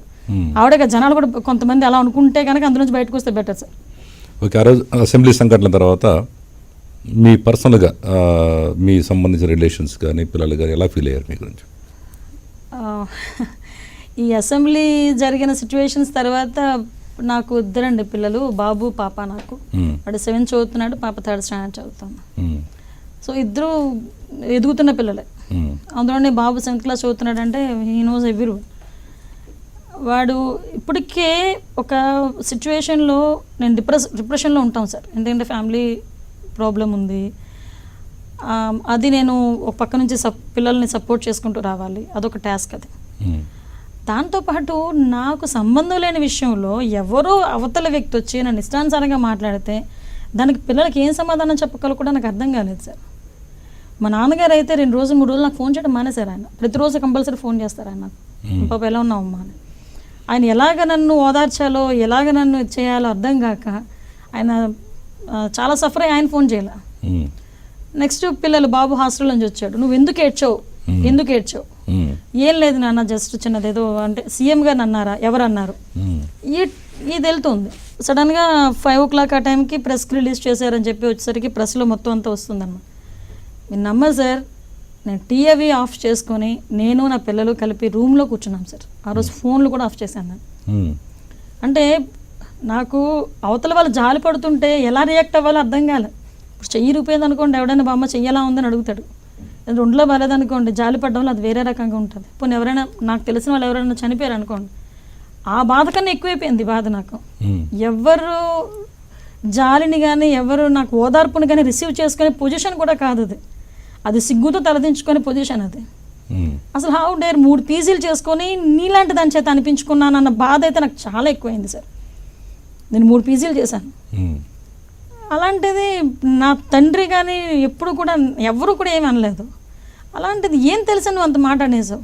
దానికి సమాధానం చెప్పుకోవడానికి నాకు 3-4 days నా పిల్లలకి పట్టింది సార్. నేను 3-4 days అయితే అది ఓపెన్ చేసిన తర్వాత కాన్షియన్స్ కూడా వెళ్ళకపోతే మా కాన్షియన్స్ వాళ్ళంతా నా దగ్గరికి వచ్చారు. ఎవరో ఏదో మాట్లాడితే మీరెందుకమ్మా మీరు అలా అయిపోవడం, మీరేంటో మాకు తెలుసు. ఆవిడే కాదు సార్, ఎక్కడెక్కడి నుంచో కూడా నాకు యుఎస్ నుంచి, లండన్ నుంచి, ఎక్కడెక్కడి నుంచో ఫోన్ చేశారు. త్రోట్ స్టేట్ అంతా ఫోన్ చేసి మేమందరం మీకు ఉన్నామమ్మా, మీరు కంగారు పడకండి. అదొక మొరల్ సపోర్ట్ అయినా ఆ గాయం అన్నది ఉంటుంది కదా సార్, అది ఆ బాధ అన్నది ఉంటుంది కదా, అది మాత్రం అది ఏం చేసినా తగ్గదు సార్. అది నా జీవితంలో ఎవరైనా అనిత నీకు మర్చిపోలేని సంఘటన ఏంటంటే నేను ఇదే చెప్తాను, అప్పటికి ఇదే బాధపడతా. అది రీకలెక్ట్ అవ్వలేకపోతున్నాను సార్, ఈ రోజుకి కూడా రీకలెక్ట్ అవ్వలేకపోతున్నా. బట్ ఏంటంటే ఇంకా పాలిటిక్స్లో ఇంకా నిలదొక్కోలేము ఈ విషయంలో, అంత సెన్సిటివిటీ ఉండకూడదేమో. అర్థం చేస్తున్నారు, సెన్సిటివ్ ఉండకూడదని. అది సార్ మీరు అబ్జర్వ్ చేయండి సార్, నువ్వు లంచం తీసుకున్నావన్నా కాసేపు బాధపడతాం, కానీ ఇలాంటి వర్డ్ ఎవరు యాక్సెప్ట్ చేస్తారు సార్? రేపు పొద్దున్న పెద్ద అయిన తర్వాత నా పిల్లలు యూట్యూబ్లో అన్నింటిలోనే పెట్టారు అది. రేపు పొద్దున్న పిల్లలు అన్ని నెట్ ఎప్పుడంతా ఆన్ చేస్తారు, రోజాంటి నేను ఇలా అన్నారా, అది ఇప్పటికీ నాకు భయం వేస్తుంది సార్ ఒక్కొక్కసారి. ఏంటి పిల్లలకి ఏం సమాధానం చెప్తాను నేను? నాకైతే నాకు ఆవిడ కొట్టిన దెబ్బ అయితే మాత్రం సార్ అది నాకు మైండ్కి కొట్టింది ఆవిడ. ఇంచుమించుగా చెప్పాలంటే నా సెల్ఫ్ రెస్పెక్ట్ కొట్టింది ఆవిడ. వదిలే ప్రసక్తి మాత్రం లేదు సార్. నేను ఈ విషయంలోని మా గవర్నమెంట్ వాళ్ళది, మా పార్టీ వాళ్ళని కూడా నేను ఈ విషయంలోని సంప్రదించలేదు. నేను ఆల్రెడీ డిఫర్మేషన్ నోటీస్ కూడా ఇచ్చాను ఆవిడకి, నోటీస్ ఇచ్చాను, అది కోర్టులో కూడా వేసేస్తాను సార్. నేను తెలియాలి జనాలకి, ఇదేదో ఆవిడేదో అన్నది కదా, ఆవిడ మాటలు పట్టించుకోవద్దు, ఆవిడేంటో తెలుసు అందరికీ అన్న పదం అయినా నేనెందుకు ఊరుకోవాలి, నన్ను ఎందుకు టార్గెట్ చేయాలి, నేనే అన్యాయం చేశాను ఆవిడకి. సో ఇది మాత్రం నాకు బాగా ఎక్కువగా ఉండిపోయింది సార్. అది మీరు అక్కడి నుంచి నోటీస్ నుంచి సమాధానం వచ్చిందా మీకు? మళ్ళీ వచ్చింది సార్, నోటీస్ నుంచి నాకు సమాధానం వచ్చింది. అది ఆవిడ అనలేదు అన్నది అనమాట. వాళ్ళ లాయర్ నాకు ఇచ్చిన నోటీస్ సమాధానం ఏంటంటే, మా క్లయింట్ అనలేదు, మా సిచ్యువేషన్ ఇలాంటి అసెంబ్లీలో జరిగిన సిచ్యువేషన్స్కి మీరు కోర్టుకి ఎలా వెళ్తారని క్వశ్చన్ చేశారు. నేను అదే అడుగుతున్నాను, మరి మీరు ఆవిడ ఎలా వెళ్ళింది ఇప్పుడు కోర్టుకి? 1 year సస్పెన్షన్ మనకు సమంజసం కాదని చెప్పి కోర్టుకి వెళ్ళారు కదా. అంటే ఆవిడకైతే ఒక న్యాయం, మాకైతే ఒక న్యాయం, వాళ్ళ పార్టీకి అయితే ఒక న్యాయం, అవతల ఎమ్మెల్యేలకి ఆడవాళ్ళకైతే ఇంకొక న్యాయం. పరిస్థితి ఇలా ఉంది. ఈ విషయంలో మాత్రం సార్ డిఫర్మేషన్ కేసు ఆవిడిచ్చే నాకు ₹1 కోటి, 2 కోట్ల, 3 కోట్ల అది కాదు సార్ నాకు కావాల్సింది. ఇటువంటి సిచ్యువేషన్స్ మళ్ళీ అసెంబ్లీలో మాట్లాడకూడదు, అది అమెండ్మెంట్ తీసుకురావడానికి నేను సుప్రీంకోర్టుకనే వెళ్తాను సార్. మిమ్మల్ని కాదు ఎవరిని కూడా మాట్లాడకూడదు, పర్సనల్ విషయాలు కానీ ఇలాంటి లాంగ్వేజ్ అసెంబ్లీలో ఏ శాసనసభ్యుడు కూడా మాట్లాడకూడదు. ఈ విషయం మీద నేను ఆ అమెండ్మెంట్ చేసుకోవడానికి సుప్రీంకోర్టు వరకు కూడా వెళ్తాను. అవసరమైతే ఎంతమందిని కలవాలో అంతమందిని కలిసి రిప్రజెంటేషన్ ఇస్తాను సార్. ఈ ఇష్యూ జరిగిన తర్వాత మీ పార్టీ చంద్రబాబు నాయుడు గారు కానీ వాళ్ళు మీకు ఎలాంటి సపోర్ట్ చేశారు? సార్ చంద్రబాబు నాయుడు గారు నాకు అన్ని మా పార్టీ పరంగా ఎస్పెషల్లీ మా నాయకుడు చంద్రబాబు నాయుడు గారు అయితే నాకు ఇచ్చిన మోరల్ సపోర్ట్తో ఈరోజు నేను ఇలా కూర్చొని మీతో మాట్లాడగలుగుతున్నాను సార్. లేకపోతే వేరే వాళ్ళు అయితే సపోర్ట్ లేకపోతే సూసైడ్ చేసుకోవాలి. ఎందుకంటే నేను ఒక మధ్యతరగతి కుటుంబం నుంచి వచ్చాను సార్. ఒక మధ్యతరగతి కుటుంబం నుంచి వచ్చి ఎటువంటి మాట పడకూడదు, రాజకీయంలోకి వచ్చేటప్పుడు అనిత ఈ ఏజ్లో రాజకీయంలోకి వస్తున్నామేంటని అడిగిన వాళ్ళు చాలామంది ఉన్నారు. కానీ ఇట్స్ కరెక్ట్ ఏజ్ అనుకున్నాను నేను. ఎందుకంటే 45, 50 తర్వాత ఇది నాది అన్నది వస్తుంది. కానీ ఇప్పుడైనా ఈ 5 సంవత్సరాలు 10 సంవత్సరాలు మనదే అని చేద్దామన్న ఉద్దేశం. అంత సిచ్యువేషన్లో మధ్యతరగతి కుటుంబం నుంచి వచ్చి అలాంటి మాట అసెంబ్లీలో నేను పడ్డాను, రాష్ట్రం, దేశం అంతా, ప్రపంచం అంతా చూసింది అనుకునేటప్పుడు ఆ దెబ్బ నుంచి కోలుకోవడానికి చాలా టైం పడుతుంది. కానీ నా పార్టీ ఇచ్చిన సపోర్టు, నా నాయకుడు ఇచ్చిన సపోర్ట్, ఒక తండ్రిలో నన్ను ఆదరించారు సార్. మేమందరం ఉన్నాం, ఎవరో గురించి మాట్లాడుతున్న ఎందుకు బాధపడతావు? మీకు ఇప్పుడు అనిపించిందా ఎందుకు అసలు నేను వెళ్ళిపోతా రిజైన్ చేసి పాలిటిక్స్ వద్దని అనిపించింది? ఈ ఇష్యూ సార్ పాలిటిక్స్ వద్దని మాత్రం అనిపించలేదు సార్. ఎందుకంటే నేను దీని మీద ఇంట్రెస్ట్తో వచ్చాను, పాలిటిక్స్లో అయితే చేయాలని వచ్చాను. ఇలాంటి సారీ టు సే ఇలాంటి వాళ్ళ గురించి నేను పాలిటిక్స్ వదిలేసుకోవడం ఏంటి? వదులుకొని పోతే వాళ్ళు పోవాలి. మాట్లాడే తీరు రాని వాళ్ళు, సబ్జెక్ట్ లేని వాళ్ళు, సబ్జెక్ట్తో మాట్లాడడం రాని వాళ్ళు పోవాలి పాలిటిక్స్లోంచి. నేను ఎందుకు పారిపోవాలి? నేనేం తప్పు చేశాను? అంతకే అవసరమైతే ఫైట్ చేస్తాను, ఎంతవరకైనా ఫైట్ చేస్తాను, నాకు ఓపిక ఉన్నంత వరకు ఫైట్ చేస్తాను. తర్వాత ఒక ఎస్సీ మహిళగా మీ మీద ఇట్లా అన్నప్పుడు ఎందుకని మీ ఎస్సీ సంఘాలు ఎందుకు రియాక్ట్ కాలేదు? సార్ చాలామంది నాకు ఫోన్ చేశారు సార్. ఇది రియాక్ట్ అయ్యే కొద్దీ రియాక్ట్ అవ్వాల్సిన వాళ్ళు అయ్యారు, కొంతమందికి అయితే నేనే వారించాను. ఇది రియాక్ట్ ఎలాగ ఆల్రెడీ అసెంబ్లీలో జరిగిన సిచ్యువేషన్, నేను స్పీకర్ గారిని దానికి న్యాయం చేయమని కోరాను. వేరే చోట్ల ఇలాగా ఆవిడ దిష్టిబొమ్మను దహనం చేసినంత మాత్రం నేను జరిగిపోద్ది సార్. కానీ నాకు ఒకటే అడిగాను వాళ్ళు, మీరు నాకు సపోర్ట్ ఉండండి, మీరు నాకు సపోర్ట్ ఉండండి. ఇప్పుడు మిమ్మల్ని ధర్నాలు చేయమనో రోడ్ల మీదకి ఎక్కించమనో నేను చెప్పట్లా, మీ రోడ్లకి ఎక్కమని చెప్పట్లేదు, అవి ఇవి ధ్వంసం చేయమని కూడా నేను చెప్పట్లా. నాకు సపోర్ట్ చంద్రబాబు నాయుడు గారు ఫుల్ సపోర్ట్ చేస్తున్నారు. అదే సపోర్ట్ మీరు కూడా నాకు మీ ఆడపిల్లగా నాకు ఉంచండి, నేను ఎంత దూరమైనా వెళ్తా, దాన్ని మీరు నాకు సహకరించండి అనే వాళ్ళకి నేను చెప్పాను సార్. సో ఆ విషయంలో వాళ్ళు కూడా అదే టెంపోలో ఉంటారు. ఏదైనా అవసరమైతే అమ్మ చెప్పమ్మా మేము చెప్తాము అంటారు. కానీ నేను కొంచెం ఏంటంటే ఇప్పుడు ఇది నా పర్సనల్, నేను ఒక్కదాన్ని ఎదుర్కోవాల్సిన విషయం ఇది. అందరిని ఇన్వాల్వ్ చేసి వాళ్ళ మీద మళ్ళీ ఈ పోలీస్ కేసులు అది నాకు ఇష్టం ఉండదు సార్. ఏదేమైనా మీరు ఏంటంటే ఈ ఇష్యూతో మీరు ఒక గుర్తింపు పొందారు, అట్లా మీరు మానసికంగా కూడా రాడి తెలాల్సిన పని ఇప్పుడు. ఎందుకంటే ఇలాంటివి వస్తూనే ఉంటాయి ఒక పాలిటిక్స్లో అడుగు పెట్టిన తర్వాత, ముఖ్యంగా లేడీస్కి. అందుకే చాలామంది ఏంటంటే నేను ఇప్పుడు ఈ కాన్ఫరెన్స్లో పెట్టినట్టు చెబుతుంటాను, లేడీస్ రావాలి పాలిటిక్స్లో. వచ్చినప్పుడు ఏంటంటే ఇప్పుడు అందరూ భయపడుతున్నారు, ఇప్పుడు అనితకి ఇట్లా అన్నారు కాబట్టి నన్ను ఏమైనా అంటారు అని. ఇప్పుడు మీరు ఒక రోల్ మోడల్గా నిలబడాలి. ఎందుకంటే మీలాంటి వాళ్ళు వస్తే, ఎందుకంటే రేపు ఫ్యూచర్లో కూడా వేరే వాళ్ళు ఎవరైనా రావడానికి అవకాశం ఉంటుంది. కాబట్టి మీరు డెఫినెట్గా మీరు ఒక ఐకాన్గా మారారు ఇప్పుడు. దీన్ని బట్టి చంద్రబాబు నాయుడు గారు రాబోయే రోజుల్లో మీకు మంత్రి పదవి ఇస్తారనుకుంటున్నారు, నిజంగా నమ్మచ్చా?